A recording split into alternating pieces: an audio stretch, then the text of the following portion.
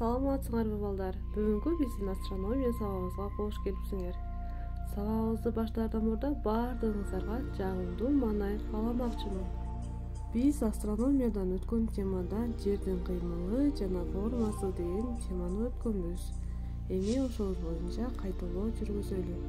Балдар айткачы, жердин өз огунун айланасында айланышын кантип далилдешкен? Биз өткөн сабакта өткөнбүз. Жердин өз огунун айланасында айланышын камерага тартып алуу жолу менен байкашкан экен. Же болбосо алтын казык жылдызына салыштырмалуу жылдыздардын айланышы. Дагы бир далил катары Фуко маятниги эсептелмекчи. Же болбосо Леон Фуконун маятниги. Француз физик астроному 1850-жылы жердин өз огунун айланасында айлануусун далилдеген тажрыйба жүргүзгөн. 1852-жылы ал гироскопту ойлоп тапкан окумуштуу болгон. Фуко маятниги азыркы Парижде Пачон мунарасында узундугу 67 метр болгон, массасы 28 килограммдык маятнигинен турат. Ал эми Санкт-Петербургда Исаак чөлкөсүндө бийиктиги 98 метр болгон, массасы 60 килограммдык маятник илинип азыркыга чейин далилденип келет. Эми бүгүнкү жаңы темабыз Ай жөнүндө түшүндүк. Айдын фазалары деп аталмакчы. Бүгүнкү сабагыбыздын максаты Ай жөнүндө маалыматтарды аласыңар, айды кандай иштеп жүргөнүн билесиңер, айдын фазалары жөнүндө түшүнүп аласыңар. Балдар, силер билесиңер, Ай деген жердин жалгыз табигый жандоочусу болуп эсептелет. Бул асман телолордун ичинен бизге эң жакын асман телосу Ай. Анын радиусу 1737 километрге барабар. Массасы жердин массасынан 81,3 эсе кичине. Ал эми тыгыздыгы жердин тыгыздыгынан 1,5 эсе аздык кылат. Айдын бетиндеги эркин түшүү ылдамдануусу Ж барабар 1,63 метр секунда квадратка. Башкача айтканда, жердин бетинде караганда 6 эсе кичине. Демек, каалагандай нерсе айдын бетинде салмагы жерге караганда 6 эсе жеңил болот. Айда күндүн ысык нурларынан, космостук зыяндуу ультра нурлардан жана майда метеорлордон коргоочу озон катмары жана атмосфера жок. Анда суу да, булут да, туман да, радуга да жок. Атмосферанын жоктугуна күндүзгү жана түнгү температуранын өзгөрүүлөрү эле таасирин тийгизбейт. Ошондой эле айдагы күн менен түндүн узактыгы дагы таасирин тийгизет. Айдын күн тийип турган бети плюс 120 градус Цельсий болсо, ал эми карама каршы бетинде болсо минус 170 градус Цельсийге барабар. Айдын бетиндеги айрыкча эффективдүү деталдар болуп, айдын кратерлери эсептелет. Айдын көптөгөн кратерлери бул метеориттердин кагылышуусунан келип чыккан деп эсептелет. Айдын бизге көрүнгөн бетинин диаметрлери 1 метрден 100 километрге чейин жеткен 300 000 кратерлерди санаага болот. Алардын ысымдары Олимпоздордун, ар кандай космонавттардын, сүрөтчүлөрдүн жана башкалардын аттарынан ыйгарылып келет. Алардын келип чыгышы майда метеориттердин кагылышуунан болуп саналат. Ал жерде биздикиндей коргоочу атмосфера жок. Айды изилдөө көпкө созулуп келген. Алардын ичинен 12 адам Айга барып кайра келген. 1959-жылдан баштап СССРден жана АКШдан айды ар тараптуу изилдөө максатында ар кандай түрдөгү 50дөн ашык космостук ракеталар айды көзгө учурулган. Айрымдары айдын жанынан өтүп кетсе, кээ бирлери Айга жасалма жандоочу болуп калып калышат. Кээ бири болсо барып кайра келишкен. Мисалы, СССРде 1970-жылдын 12-сентябрында Луна 16 корабль учурулган. Ал Айга жумшак конуп, андагы заттардын үлгүлөрүн жерге алып келген. Ошол эле жылы 10 ноябрда жердин Луна 17 учурулуп, ал Луноходду жеткирген. Ошондой эле 1973-жылы 16 январда Луноход 2-ни алып барып орнотушкан. Алар айды изилдеп жана көптөгөн заттын үлгүлөрүн жерге алып келүүгө мүмкүндүк болгон. 1959-жылы Советтик космостук станция айдын жанынан учуп баратып, биринчи жолу жерге көрүнбөгөн айдын аркы бетин сүрөткө тартып алууга мүмкүндүк болгон. Айдын аркы бети көптө эле берки бетинен айырмаланбайт. Бирок анда деңиздик чуңкурлар аз санда кездешет. Айдын кандай пайда болгону азыркыга чейин бизде толук маалымат жок, бирок миллион жыл мурда асмандагы метеориттердин кагылышынан пайда болгон деп айтылып келет.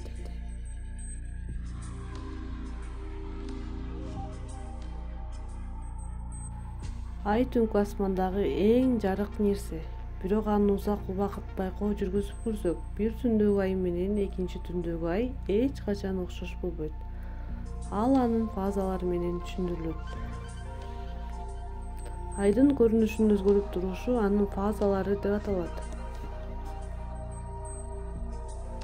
Муну биз түшүнүү үчүн жер менен айдын кыймылын биринчи карап кетели. Жер күндү айланган сыяктуу ай да күндү айланып келет. Жер күндү айланууга 365 күн талап кылынса, ай жерди айлануу орбита боюнча 29,5 күндөй же 1 айдай убакыт талап кылынат. Мына ошондуктан жерди бир айланып чыгууга кеткен убакытты 1 ай деп атайбыз.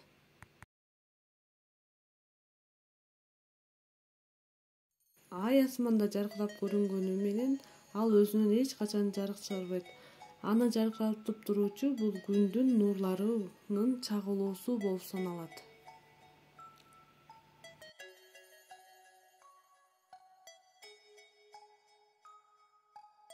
Жер сыяктуу айдын дагы күндүзгү түнкү жактары бар. Жарты бетине күн тийип турса, жарты бети караңгы. Ай өз орбитасы менен козголгондо караңгы жана жарык бөлүгүн бөлүп туруучу сызык бул терминатор сызыгы деп аталат.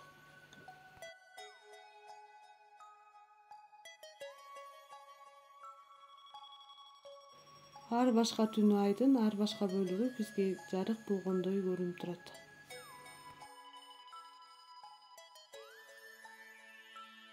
Ай фазасынын циклы жаңы айдан башталат. Ушул маалда гана ай күн менен жердин ортосунан орун алат.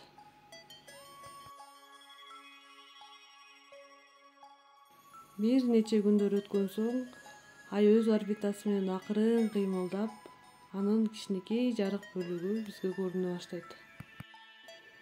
Бизге орок сыяктуу ички гана кичинекей гана бөлүгү көрүнөт.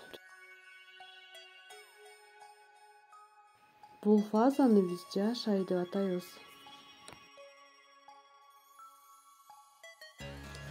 Жаш ай биринчи чейрекке жеткиче күн сайын аз-аздан чоңое берет. Бул кезде айдын тең жарыгы гана бизге көрүнүп турат.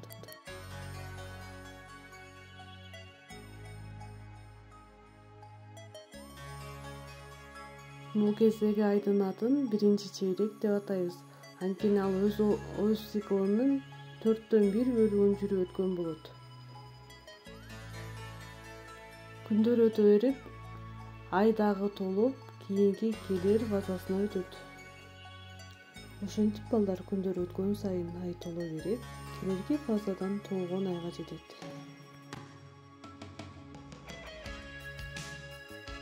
Толгон ай айдын эң өзгөчө, эң жарык жана даана көрүнгөн фазасы.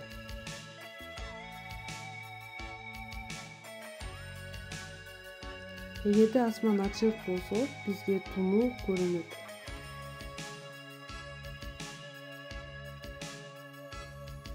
Ай өз орбитасынын жартысын басып өтүп, күндүн карама-каршы бетине өтөт. Толгон айда гана ай тутулуу мүмкүн. Анткени так ушул маалда гана жердин көлөкөсү айдын бетине толуп түшө алат. Ай өз жолун уланткан сайын ал кайра кичирейе баштайт. Анткени ал жердин тескери бетине чыгат. Толгон ай бир нече күн өткөн соң ал кайрадан кичирейип, кетер ай фазасына жетет.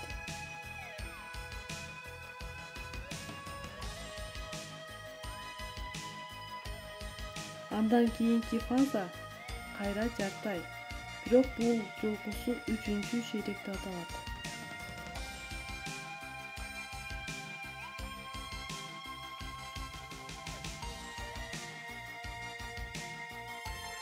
Ошентип көп узабай жарты ай эски айга чейин кичирейет.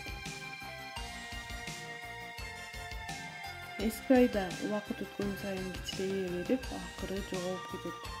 Бул акыркы баскычы саналат. Ошентип балдар акыркы чейректен болжолдуу 7 суткадан кийин кайрадан айдын жаңырышы байкала баштайт.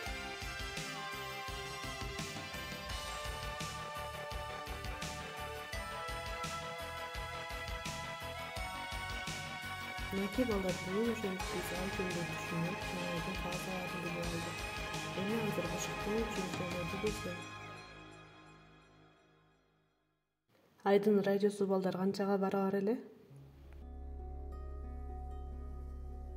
Албетте 1737 километрге барабар дейт.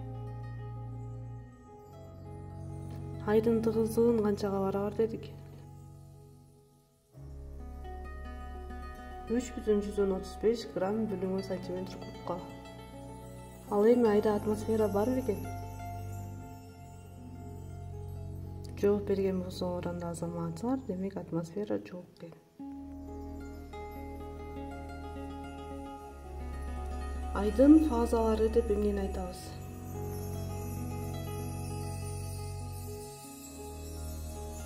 Албетте бул айдын көрүнүшүн өзгөрүп турушун анын фазалары деп айтабыз.